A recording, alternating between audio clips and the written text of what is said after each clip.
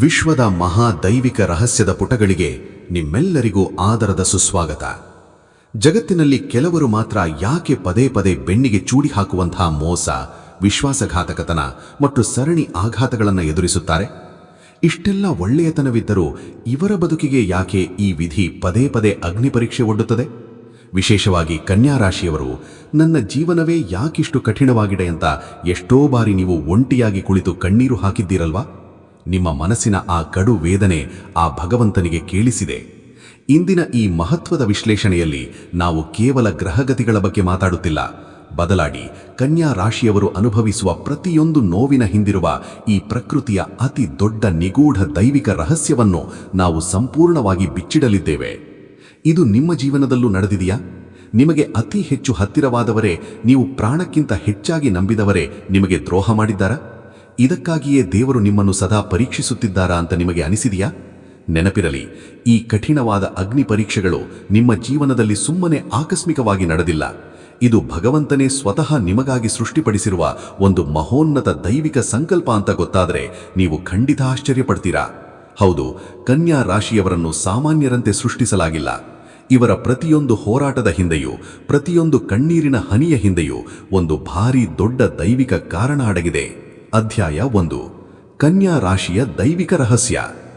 ಸೃಷ್ಟಿಕರ್ತನು ಕೆಲವು ನಿರ್ದಿಷ್ಟ ರಾಶಿಯವರನ್ನು ಮಾತ್ರ ಯಾಕೆ ಇಷ್ಟೊಂದು ಕಠಿಣ ಹಾದಿಯಲ್ಲಿ ನಡೆಸುತ್ತಾನೆ ಅನ್ನೋದನ್ನ ವೈದಿಕ ಜ್ಯೋತಿಷ್ಯ ಬಹಳ ಸ್ಪಷ್ಟವಾಗಿ ಹೇಳುತ್ತದೆ. ಅದರಲ್ಲಿ ಕನ್ಯಾ ರಾಶಿಗೆ ಅತ್ಯಂತ ಪ್ರಮುಖ ಸ್ಥಾನ. ಸಮಾಜ ಕನ್ಯಾ ರಾಶಿಯವರನ್ನು ಬಹಳಷ್ಟು ಬಾರಿ ತಪ್ಪು ತಿಳಿದುಕೊಳ್ಳುತ್ತದೆ. ಇವರನ್ನು ಕೇವಲ ಅತಿಯಾಗಿ ವಿಶ್ಲೇಷಿಸುವವರು, ತಪ್ಪು ಹುಡುಕುವವರು ಅಥವಾ ಕಠಿಣ ಹೃದಯಿಗಳು ಎಂದುಕೊಳ್ಳುತ್ತದೆ. ಆದರೆ ಹೊರನೋಟಕ್ಕೆ ಅತ್ಯಂತ ಶಿಸ್ತುಬದ್ಧವಾಗಿ, ಗಂಭೀರವಾಗಿ ಕಾಣುವ ಇವರ ಅಂತರಾಳದಲ್ಲಿ ಅಪಾರವಾದ ಮುಗ್ಧತೆ, ನಿಸ್ವಾರ್ಥ ಸೇವಾ ಮನೋಭಾವ ಮತ್ತು ದೈವಿಕ ಚಿಕಿತ್ಸಕ ಶಕ್ತಿ ಹರಿಯುತ್ತಿರುತ್ತದೆ. ಇಲ್ಲಿರುವ ಈ ಮಾಹಿತಿಯನ್ನೊಮ್ಮೆ ಗಮನಿಸಿ. ಕನ್ಯಾ ರಾಶಿಯ ಪ್ರಧಾನ ಗ್ರಹ ಬುಧ. ಇದು ಅದ್ಭುತ ಬುದ್ಧಿಶಕ್ತಿ, ವಿವೇಚನೆ ಮತ್ತು ಎಂತಹ ಕಠಿಣ ಪರಿಸ್ಥಿತಿಯನ್ನು ಚಾಣಾಕ್ಷತನದಿಂದ ನಿಭಾಯಿಸುವ ಶಕ್ತಿಯನ್ನು ಕೊಡುತ್ತದೆ. ಜೊತೆಗೆ ಉತ್ತರ ಫಲ್ಗುಣಿ, ಹಸ್ತ ಮತ್ತು ಚಿತ್ರ ನಕ್ಷತ್ರಗಳ ಅಪಾರ ತೇಜಸ್ಸು, ಸ್ಥಿರ ಪೃಥ್ವಿ ತತ್ವದ ಅಪ್ರತಿಮ ತಾಳ್ಮೆ ಮತ್ತು ಸಾಕ್ಷಾತ್ ಶ್ರೀಮನ್ನಾರಾಯಣ ಹಾಗೂ ವಿಘ್ನ ನಿವಾರಕ ಶ್ರೀ ಗಣೇಶನ ನೇರ ಆಶೀರ್ವಾದ ಇವರ ಮೇಲಿದೆ. ಈ ಬ್ರಹ್ಮಾಂಡದ ಮಹಾಶಕ್ತಿಗಳೇ ಕನ್ಯಾ ರಾಶಿಯವರ ಅಚಲವಾದ ಆತ್ಮಬಲಕ್ಕೆ ಮೂಲ ಕಾರಣ. ಈ ಅದೃಶ್ಯ ಶಕ್ತಿಗಳೇ ಇವರನ್ನು ಧರ್ಮದ ಹಾದಿಯಿಂದ ಎಂದಿಗೂ ವಿಚಲಿತರಾಗದಂತೆ ಕಾಯುತ್ತವೆ. ಅಧ್ಯಾಯ 2. ಅಸಾಧಾರಣ ಸಹನೆ ಮತ್ತು ವಜ್ರದಂತಹ ವ್ಯಕ್ತಿತ್ವ. ಇತರರು ಸಂಪೂರ್ಣವಾಗಿ ಕುಸಿದು ಬೀಳುವಂತಹ ಸನ್ನಿವೇಶಗಳಲ್ಲೂ ಕನ್ಯಾ ರಾಶಿಯವರು ಹೇಗೆ ಪರ್ವತದಂತೆ ಅಚಲವಾಗಿ ನಿಲ್ಲುತ್ತಾರೆ ಅನ್ನೋದರ ರಹಸ್ಯ ಇಲ್ಲಿದೆ. ದೇವರು ಇವರನ್ನೇ ಆಯ್ಕೆ ಮಾಡಿರುವ ಮೊದಲನೇ ಮತ್ತು ಅತಿ ಮುಖ್ಯವಾದ ಕಾರಣ ಅವರಲ್ಲಿರುವ ಅಸಾಧಾರಣ ಆಂತರಿಕ ಸಹನೆ ಮತ್ತು ಮಾನಸಿಕ ಸ್ಥಿರತೆ. ಹೊರಗಿನ ಪ್ರಪಂಚದಲ್ಲಿ ಎಷ್ಟೇ ದೊಡ್ಡ ಬಿರುಗಾಳಿ ಎದ್ದರೂ ಸರಿ, ಕನ್ಯಾ ರಾಶಿಯವರು ಪ್ರದರ್ಶಿಸುವ ಯೋಜನಾಬದ್ಧತೆ ಮತ್ತು ಗಂಭೀರತೆ ನಿಜಕ್ಕೂ ಬೆರಗುಗೊಳಿಸುವಂಥದ್ದು. ಇಡೀ ಪ್ರಪಂಚವೇ ಇವರ ವಿರುದ್ಧ ನಿಂತು ಇವರನ್ನು ಒಂಟಿ ಮಾಡಲು ಪ್ರಯತ್ನಿಸಿದರು, ಏಕಾಂಗಿಯಾಗಿ ನಿಂತು ತನ್ನ ಸಾಮ್ರಾಜ್ಯವನ್ನು ಮರುಸ್ಥಾಪಿಸುವ ತಾಕತ್ತು ಇವರಿಗಿದೆ. ಇದು ಸಾಕ್ಷಾತ್ ಪೃಥ್ವಿ ತಾಯಿ ಅಂದರೆ ಭೂದೇವಿ ಇವರಿಗೆ ನೀಡಿರುವ ದೈವಿಕ ಉಡುಗೊರೆ. ಮತ್ತು ಈ ಗುಣವು ನೇರವಾಗಿ 4ನೇ ಕಾರಣಕ್ಕೆ ನಮ್ಮನ್ನು ಕರೆದೊಡೆಯುತ್ತದೆ. ಅದೇ ಅಪ್ರತಿಮ ಸ್ಥಿರತೆಯ ಮನೋಭಾವ. ಕಷ್ಟಗಳು ಬಂದಾಗ ಇತರರು ಗಾಬರಿಯಿಂದ ಕೈಚೆಲ್ಲಿ ಕುಳಿತರೆ, ಕನ್ಯಾ ರಾಶಿಯವರು ಅತ್ಯಂತ ಪ್ರಾಯೋಗಿಕವಾಗಿ ಯೋಚಿಸುತ್ತಾರೆ. ಇವರು ಕೇವಲ ಕುಳಿತು ಕನಸು ಕಾಣುವವರಲ್ಲ. ಎಷ್ಟೇ ಕಠಿಣ ವಾಸ್ತವಗಳಿದ್ದರೂ ಅವುಗಳನ್ನು ಬುದ್ಧಿವಂತಿಕೆಯಿಂದ ಎದುರಿಸಿ ಬಿಕ್ಕಟ್ಟುಗಳನ್ನು ಪರಿಹರಿಸುವ ನಿಜ ಪ್ರಪಂಚದ ಸಾಧಕರು ಇವರು. ಇದನ್ನೊಮ್ಮೆ ಗಮನಿಸಿ. ಕನ್ಯಾ ರಾಶಿಯವರ ಅಪ್ರತಿಮ ಸ್ವಯಂ ನಿಯಂತ್ರಣವು ಶತ್ರುಗಳನ್ನು ನಡುಗಿಸುತ್ತದೆ ಮತ್ತು ಪ್ರೀತಿಪಾತ್ರಗಳನ್ನು ರಕ್ಷಿಸುತ್ತದೆ.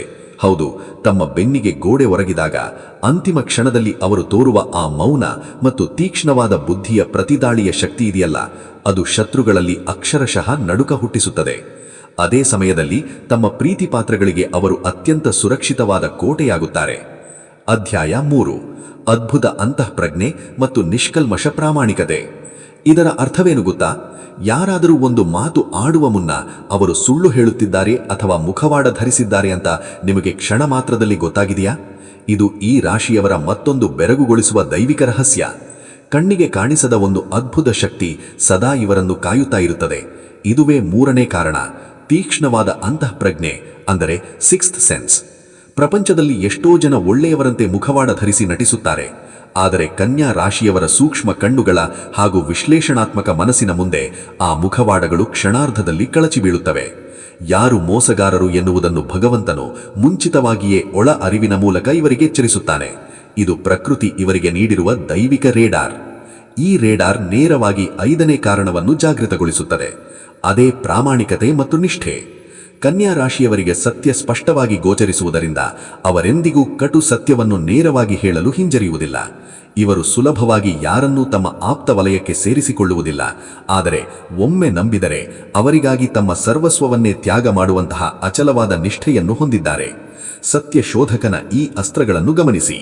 ಗುಪ್ತ ಉದ್ದೇಶಗಳನ್ನು ತಕ್ಷಣ ಗ್ರಹಿಸುವುದು, ದ್ರೋಹವನ್ನು ಸಹಿಸದಿರುವುದು ಮತ್ತು ನ್ಯಾಯದ ಪರವಾಗಿ ನಿಲ್ಲುವುದು. ಕನ್ಯಾ ರಾಶಿಯವರಿಗೆ ದ್ರೋಹ ಮಾಡುವುದು ಅಂದರೆ ತಮ್ಮ ವಿನಾಶವನ್ನು ತಾವೇ ಆಹ್ವಾನಿಸಿಕೊಂಡಂತೆ. ಇವರಿಗೆ ಮೋಸ ಮಾಡಿದರೆ ಭಾರೀ ಪ್ರಮಾಣದ ಕರ್ಮದ ತಿರುಗೇಟು ಖಂಡಿತ. ಇವರು ಆ ನೋವನ್ನು ಮರೆತು ಸುಮ್ಮನಾದರೂ ಭಗವಂತನು ಆ ದ್ರೋಹಿಗಳಿಗೆ ತಕ್ಕ ಪಾಠ ಕಲಿಸಿಯೇ ತೀರುತ್ತಾನೆ. ಅಧ್ಯಾಯ 4. ಕಠಿಣ ಶ್ರಮದ ಮರುಹುಟ್ಟು ಮತ್ತು ಆಧ್ಯಾತ್ಮಿಕತೆ. ಈಗ ನಾವು ಅತ್ಯಂತ ನಿಗೂಢವಾದ ರೋಮಾಂಚಕ ಹಂತಕ್ಕೆ ತಲುಪಿದ್ದೇವೆ. ಜೀವನದಲ್ಲಿ ಎಲ್ಲವೂ ಮುಗಿದು ಹೋಯಿತು, ಇನ್ಮೇಲೆ ಏನೂ ಉಳಿದಿಲ್ಲ ಅಂದುಕೊಂಡಾಗ ನಡೆಯುವ ಚಮತ್ಕಾರಿಕ ಮರುಹುಟ್ಟಿನ ಅಧ್ಯಾಯ ಇದು. ಇದುವೇ 2ನೇ ಕಾರಣ. ವಜ್ರದಂತೆ ಒತ್ತಡದಲ್ಲೇ ಮತ್ತಷ್ಟು ಹೊಳಪನ್ನು ಪಡೆಯುವ ದೈವಿಕ ಸಾಮರ್ಥ್ಯ. ಬುಧನ ಪ್ರಭಾವ ಹಾಗೂ ಪೃಥ್ವಿ ತತ್ವದ ಗುಣದಿಂದಾಗಿ ಕನ್ಯಾ ರಾಶಿಯವರು ಆರ್ಥಿಕವಾಗಿ ಅಥವಾ ಭಾವನಾತ್ಮಕವಾಗಿ ಎಷ್ಟೇ ಪಾತಾಳಕ್ಕೆ ಕುಸಿದರೂ ಅಲ್ಲಿಂದಲೇ ಮತ್ತೆ ಅದ್ಭುತವಾಗಿ ಎದ್ದು ನಿಂತು ಹೊಸ ಸಾಮ್ರಾಜ್ಯವನ್ನು ಕಟ್ಟಬಲ್ಲರು. ಸೋಲು ಇವರಿಗೆ ಅಂತ್ಯವಂತೂ ಅಲ್ಲವೇ ಅಲ್ಲ, ಅದು ಮತ್ತೊಂದು ಬೃಹತ್ ಗೆಲುವಿನ ಆರಂಭವಷ್ಟೇ. ಈ ಚಮತ್ಕಾರಿಕ ಶಕ್ತಿ ದೇವರಿಂದ ಮಾತ್ರ ಬರಲು ಸಾಧ್ಯ. ಹೀಗೆ ಪದೇ ಪದೇ ಕುಸಿದು ಏಳುವ ಪ್ರಕ್ರಿಯೆಯು 6ನೇ ಕಾರಣವನ್ನು ಸಕ್ರಿಯಗೊಳಿಸುತ್ತದೆ. ಅದೇ ಆಧ್ಯಾತ್ಮಿಕ ಪರಿವರ್ತನೆ. ಈ ಕಠಿಣ ಪರಿಸ್ಥಿತಿಗಳು ಇವರಲ್ಲಿರುವ ಲೌಕಿಕ ಆಸೆಗಳನ್ನು ಶುದ್ಧೀಕರಿಸಿ ಆಳವಾದ ದೈವಿಕ ಜ್ಞಾನವನ್ನು ಅರಳಿಸುತ್ತವೆ. ಇವರು ಅನುಭವಿಸಿದ ಪ್ರತಿಯೊಂದು ನೋವು ಇವರ ಆತ್ಮವನ್ನು ಅತ್ಯುನ್ನತ ಮಟ್ಟಕ್ಕೆ ಬೆಳೆಸುತ್ತದೆ. ಭೌತಿಕ ಪ್ರಪಂಚ ಮತ್ತು ದೈವಿಕ ಸತ್ಯದ ನಡುವಿನ ಈ ಹೋಲಿಕೆಯನ್ನು ನೋಡಿ. ಕನ್ಯಾ ರಾಶಿಯವರು ಕೇವಲ ಭೌತಿಕ ಲಾಭಗಳಿಗಾಗಿ ಬದುಕುವವರಲ್ಲ ಅನ್ನೋದು ಇದರಿಂದ ಸ್ಪಷ್ಟವಾಗುತ್ತದೆ. ಜೀವನದ ಆ ಘೋರ ಅನುಭವಗಳೇ ಅವರನ್ನು ಲೌಕಿಕತೆಯಿಂದ ದೂರ ಸೆಳೆದು ಸಾರ್ವತ್ರಿಕ ಸತ್ಯದ ಮಾರ್ಗದರ್ಶಕರನ್ನಾಗಿ ಹಾಗೂ ದೈವಿಕತೆಯ ನೈಜ ಪ್ರತಿನಿಧಿಗಳನ್ನಾಗಿ ಪರಿವರ್ತಿಸುತ್ತವೆ. ಅಧ್ಯಾಯ 5. 7ನೇ ರಹಸ್ಯ. ಜಗತ್ತಿನ ಪಾಲಕರು. ನಾವೀಗ ಈ ವಿಶ್ಲೇಷಣೆಯ ಅತ್ಯಂತ ನಿರ್ಣಾಯಕ ಘಟ್ಟದಲ್ಲಿದ್ದೇವೆ. ಇಷ್ಟೆಲ್ಲಾ ಕಷ್ಟಗಳನ್ನು ಕನ್ಯಾ ರಾಶಿಯವರೇ ಯಾಕೆ ಅನುಭವಿಸಬೇಕು? ಭಗವಂತ ಇವರನ್ನೇ ಯಾಕೆ ಆರಿಸಿಕೊಂಡಿದ್ದಾನೆ? ಆ ಅಂತಿಮ ಮತ್ತು ಅತಿದೊಡ್ಡ ರಹಸ್ಯ ಈಗ ನಿಮ್ಮ ಮುಂದೆ ತೆರೆದುಕೊಳ್ಳುತ್ತಿದೆ. ಇದು ನಿಜಕ್ಕೂ ಉಸಿರು ಬಿಗಿಹಿಡಿಯುವಂತಹ ಕ್ಷಣ. 7ನೇ ಮತ್ತು ಅತ್ಯಂತ ಶಕ್ತಿಶಾಲಿ ಕಾರಣ ಕನ್ಯಾ ರಾಶಿಯವರು ಬೇರಾರೂ ಅಲ್ಲ, ಈ ಜಗತ್ತಿನ ಸ್ವಾಭಾವಿಕ ಚಿಕಿತ್ಸಕರು ಮತ್ತು ರಕ್ಷಕರು. ಧರ್ಮವನ್ನು, ಸತ್ಯವನ್ನು ಮತ್ತು ಸಮಾಜದ ಸಮತೋಲನವನ್ನು ಕಾಯಲು ಭಗವಂತನು ಇವರನ್ನು ಕಷ್ಟಗಳ ಅಗ್ನಿಕುಂಡದಲ್ಲಿ ಬೇಯಿಸಿ ದೃಢಮನಸ್ಸಿನ ಮಾರ್ಗದರ್ಶಕರನ್ನಾಗಿ ರೂಪಿಸುತ್ತಿದ್ದಾನೆ. ತಮ್ಮ ಸ್ವಂತ ನೋವುಗಳನ್ನು ಮರೆತು ಇತರರ ಕಣ್ಣೀರು ಒರೆಸುವ ಇವರ ಆ ನಿಸ್ವಾರ್ಥ ಗುಣವೇ ಇವರನ್ನು ದೇವರ ಅಚ್ಚುಮೆಚ್ಚಿನ ಸೇನಾನಿಗಳನ್ನಾಗಿ ಮಾಡಿದೆ. ಇಲ್ಲಿರುವ ಈ ಸಾಲುಗಳನ್ನು ಗಮನಿಸಿ. ಕನ್ಯಾ ರಾಶಿಯವರು ಕೇವಲ ಕಷ್ಟಪಡುವುದಿಲ್ಲ, ದೇವರ ಶ್ರೇಷ್ಠ ಯೋಧರಾಗಲು ಅವರ ಆತ್ಮವು ಪರಿಶುದ್ಧಗೊಳ್ಳುತ್ತಿದೆ. ಹೌದು, ನೀವು ಹರಿಸಿದ ಪ್ರತಿಯೊಂದು ಹನಿ ಕಣ್ಣೀರು, ಅನುಭವಿಸಿದ ಪ್ರತಿಯೊಂದು ಅವಮಾನವೂ ಎಂದಿಗೂ ವ್ಯರ್ಥವಾಗಿಲ್ಲ. ನೀವು ಕೇವಲ ಕಷ್ಟಪಡುತ್ತಿಲ್ಲ, ಬದಲಾಗಿ ಭಗವಂತನು ತನ್ನ ಶ್ರೇಷ್ಠ ಕಾರ್ಯಕ್ಕಾಗಿ ನಿಮ್ಮ ಆತ್ಮವನ್ನು ಪರಿಶುದ್ಧಗೊಳಿಸುತ್ತಿದ್ದಾನೆ. ನಿಮ್ಮ ಹೋರಾಟಗಳು ಈ ಪ್ರಪಂಚವನ್ನು ಉತ್ತಮಗೊಳಿಸುವ ದೈವಿಕ ಯೋಜನೆಯ ಒಂದು ಭಾಗವಷ್ಟೇ. ಅಧ್ಯಾಯ 6. ಸಾಕ್ಷಾತ್ ಮಹಾವಿಷ್ಣು ಮತ್ತು ಗಣೇಶನ ದೈವಿಕ ರಕ್ಷಣಾ ಕವಚ. ಹಾಗಾದರೆ ಈ ಕಠಿಣ ಹಾದಿಯಲ್ಲಿ ನಿಮಗೆ ರಕ್ಷಣೆ ಯಾರು? ಯಾರೂ ಇಲ್ಲ ಅಂತ ನೀವು ಅಂದುಕೊಳ್ಳಬೇಕಾಗಿಲ್ಲ. ಸದಾಕಾಲ ನಿಮ್ಮ ಬೆನ್ನು ಹಿಂದೆ ನಿಂತು ಕಾಪಾಡುವ ಒಂದು ಅಗೋಚರ ಪ್ರಬಲ ಶಕ್ತಿಯಿದೆ. ಆ ವಿಜಯಶಾಲಿ ದೈವಿಕ ರಕ್ಷಣಾ ಕವಚದ ಬಗ್ಗೆ ಈಗ ನೋಡೋಣ. ಈ ಟೈಮ್ಲೈನ್ ಗಮನಿಸಿ. 2026ರ ಗ್ರಹಗತಿಗಳು ನಿಮ್ಮ ಪರವಾಗಿ ದೊಡ್ಡ ಮಟ್ಟದ ಮ್ಯಾಜಿಕ್ ಮಾಡಲು ಸಜ್ಜಾಗಿವೆ.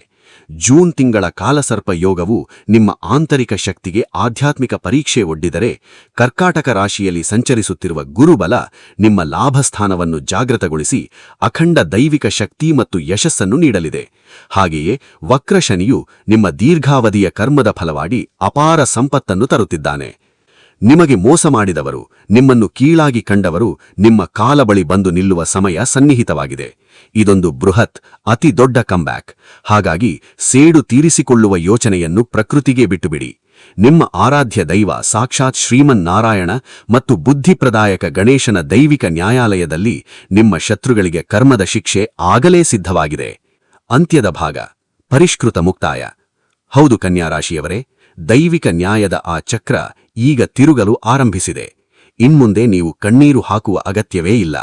ನೀವು ಮಾಡಬೇಕಾಗಿರೋದಿಷ್ಟೇ, ನಿಮ್ಮ ಬೆನ್ನು ಹಿಂದೆ ಸಾಕ್ಷಾತ್ ಲಕ್ಷ್ಮೀನಾರಾಯಣ ಮತ್ತು ಬುದ್ಧಿಪ್ರದಾಯಕ ಗಣೇಶ ಇದ್ದಾರೆ ಎಂಬ ನೈಜ ಆಂತರಿಕ ಶಕ್ತಿಯನ್ನು ಮನಸ್ಫೂರ್ತಿಯಾಗಿ ಒಪ್ಪಿಕೊಂಡು ಧರ್ಮ ಹಾಗೂ ಸತ್ಯದ ಹಾದಿಯಲ್ಲಿ ಧೈರ್ಯವಾಗಿ ಮುನ್ನಡೆಯಿರಿ. ನೆನಪಿರಲಿ, ಕನ್ಯಾ ರಾಶಿಯವರು ಕತ್ತಲೆಯಲ್ಲಿ ಕರಗಿ ಹೋಗುವ ಸಾಮಾನ್ಯ ಜೀವಿಗಳಲ್ಲ. ನೀವು ಈ ಸೃಷ್ಟಿಕರ್ತನ ವಿಶೇಷ ಜಗದ್ಗುಪ್ತ ಶಸ್ತ್ರಾಸ್ತ್ರಗಳು. ನಿಮ್ಮ ಮೇಲಿರುವ ಆ ದೈವಿಕ ಕೃಪೆಯನ್ನು ಮತ್ತು ನಿಮ್ಮ ಜನ್ಮ ರಹಸ್ಯವನ್ನು ನೀವು ಇಂದಿನಿಂದ ಹೆಮ್ಮೆಯಿಂದ ಒಪ್ಪಿಕೊಳ್ಳಲೇಬೇಕು. ಈ ಆಳವಾದ ವಿಶ್ಲೇಷಣೆ ನಿಮ್ಮ ಆತ್ಮವಿಶ್ವಾಸವನ್ನು ಮತ್ತು ನಿಮ್ಮಲ್ಲಿ ಮಲಗಿದ್ದ ಆಂತರಿಕ ಚೇತನವನ್ನು ಜಾಗೃತಗೊಳಿಸಿದರೆ ಈಗಲೇ ಆ ದೈವಿಕ ಶಕ್ತಿಗೆ ಗೌರವ ಸಲ್ಲಿಸಿ. ಈ ಕ್ಷಣವೇ ಕಮೆಂಟ್ ಬಾಕ್ಸ್ನಲ್ಲಿ ನಾನು ಕನ್ಯಾ ರಾಶಿಯವನು ಅಥವಾ ನಾನು ಕನ್ಯಾ ರಾಶಿಯವಳು ಅಂತ ಹೆಮ್ಮೆಯಿಂದ ಬರೆಯುವ ಮೂಲಕ ಈ ಇಡೀ ಜಗತ್ತಿಗೆ ನಿಮ್ಮ ನೈಜ ಶಕ್ತಿಯನ್ನು ಸಾರಿ ಸಾರಿ ಘೋಷಿಸಿ. ಭಗವಂತನು ನಿಮಗೆ ಸದಾ ಒಳ್ಳೆಯದನ್ನು ಮಾಡಲಿ. ಎಲ್ಲರಿಗೂ ಧನ್ಯವಾದಗಳು. ಶುಭಮಂಗಳಂ. ನಿಮ್ಮ ಜಾತಕ ಗೊತ್ತಿಲ್ಲದೆ ಜೀವನದ ಚಿಂತೆ ಮಾಡ್ತಾ ಇದ್ದೀರಾ? ಅನೇಕ ಜ್ಯೋತಿಷರಲ್ಲಿ ಕೇಳಿ ಹಣ ನೆಮ್ಮದಿ ಕಳೆದುಕೊಂಡಿದ್ದೀರಾ? ಚಿಂತೆ ಬಿಡಿ, ನಿಮ್ಮ ಮುಂದಿನ ಜೀವನದ ಬಗ್ಗೆ ನೀವೇ ತಿಳಿದುಕೊಳ್ಳುವ ಸುವರ್ಣಾವಕಾಶ.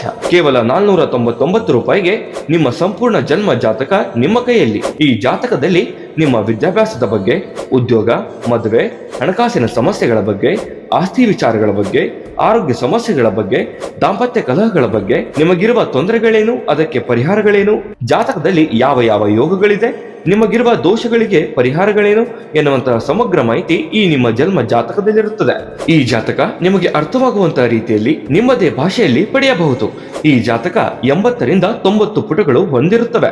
ಕೇವಲ 15 ನಿಮಿಷಗಳಲ್ಲಿ ನಿಮ್ಮ ವಾಟ್ಸ್ಆಪ್ ಸಂಖ್ಯೆಗೆ PDF ಫೈಲ್ನ ಮೂಲಕ ಕಳುಹಿಸಲಾಗುತ್ತದೆ. ಈಗಲೇ ನಿಮ್ಮ ಜನ್ಮ ಜಾತಕವನ್ನ ಪಡೆಯಲು ಹಾಗೂ ಗುರುಜಿಯವರ ಸಲಹೆಗಳನ್ನ ಪಡೆಯಲು ನಮ್ಮ ವಾಟ್ಸ್ಆಪ್ ಸಂಖ್ಯೆಗೆ ಜಾತಕ ಎಂದು ಮೆಸೇಜ್ ಮಾಡಿ ನಿಮ್ಮ ಭವಿಷ್ಯದ ಕನ್ನಡಿಯನ್ನ ಪಡೆದುಕೊಳ್ಳಿ. ಕೇವಲ 499 ರೂಪಾಯಿಗೆ ನಿಮ್ಮ ಸಂಪೂರ್ಣ ಜನ್ಮ ಜಾತಕ ನಿಮ್ಮ ಕೈಯಲ್ಲಿ.